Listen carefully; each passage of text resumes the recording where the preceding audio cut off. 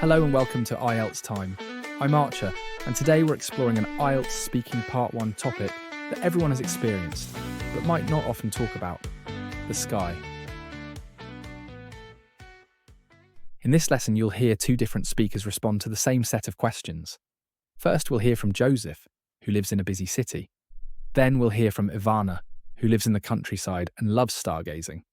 As you listen, pay attention to how their environment and lifestyle shape the way they speak, and how you can do the same when crafting your own responses. All right, let's start with Joseph. Do you like to watch the sky? Honestly, I don't spend much time just looking at the sky, but I do enjoy it when I get the chance. Sometimes on weekends or when I'm just hanging out, I like to look up during the evening and watch the sunset or the clouds moving by.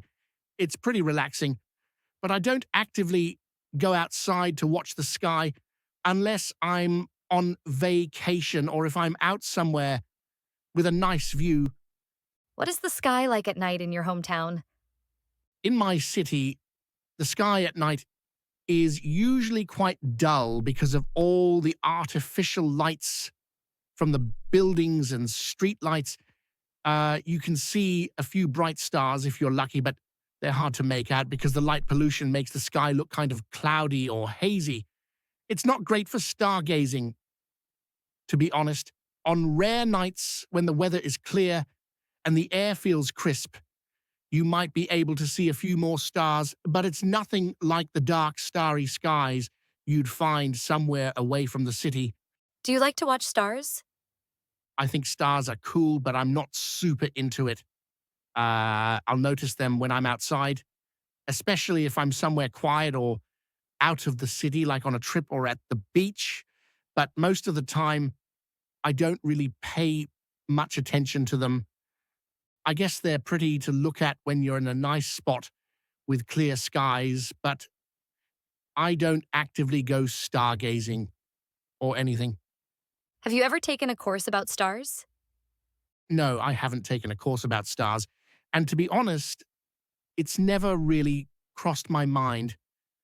I learned a little about them in school, like how they're formed and stuff, but that's about it. I've watched some documentaries online about space, but I wouldn't say I've ever really studied stars in depth.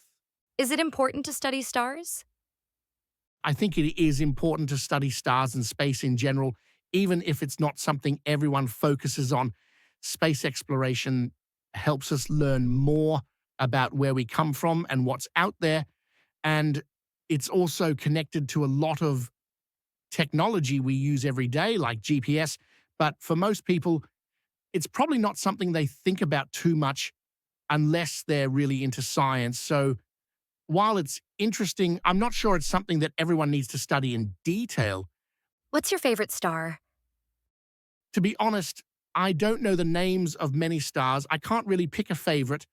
I guess I like the one that's the brightest in the sky, or maybe the one that stands out the most when I'm looking up, but I wouldn't be able to tell you what it's called. I think it's more about the experience of being outside at night and seeing the stars rather than having a specific favorite.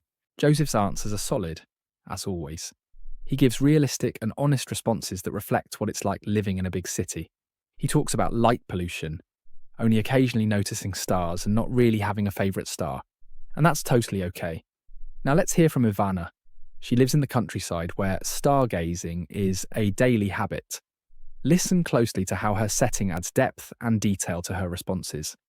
Do you like to watch the sky? Oh, I absolutely love watching the sky. Where I live, the sky is always changing, and I find it so calming. I can't go a day without looking up. Whether it's in the early morning when the sky is painted with pink and orange hues, or late at night when the stars are out, it's always a peaceful experience. It's something I do almost daily, just standing outside and taking a moment to appreciate the view. What is the sky like at night in your hometown? Where I live, the night sky is incredibly clear and it's completely different from city life.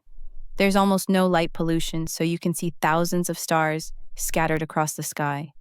On a moonless night, it's so dark, You can actually see the Milky Way, and sometimes you can spot shooting stars or constellations like Orion or the Big Dipper. The sky is truly magical here, and I feel really lucky to have that view every night. Do you like to watch stars? Oh, yes, I love stargazing. I've always been fascinated by the stars. Ever since I was a kid, I would lie on the grass with my friends and try to spot constellations.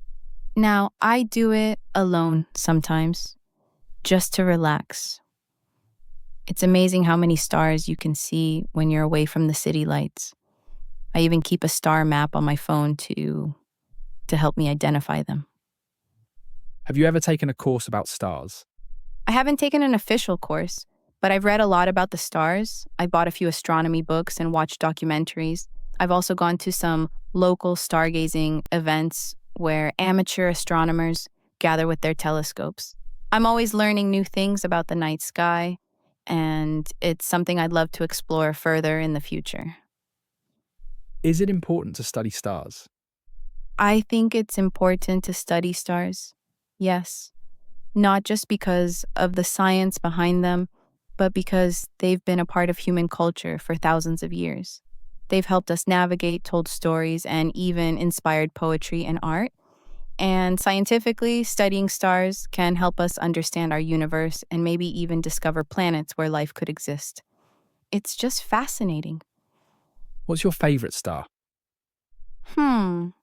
That's a tough one. But I'd say my favorite star has to be Sirius, also known as the dog star. It's the brightest star in the night sky, and it always catches my attention. It's been important in many cultures as a symbol of guidance, and I think it's kind of magical to think about how ancient civilizations saw it as something special. Every time I spot it, I feel like I'm connecting with the past. What a contrast, right? Joseph and Ivana both answered the same questions, but their environments and interests shaped their responses in completely different ways. So here's your takeaway. No matter where you live or what your hobbies are, your personal experience is your superpower in the IELTS speaking test. Just speak from the heart. Be honest, be specific, and show that you can express your ideas clearly and naturally. Thanks for watching IELTS Time. If you found this lesson helpful, give us a thumbs up and leave a comment with your own sky-related answers below. And don't forget to subscribe so you never miss a new video.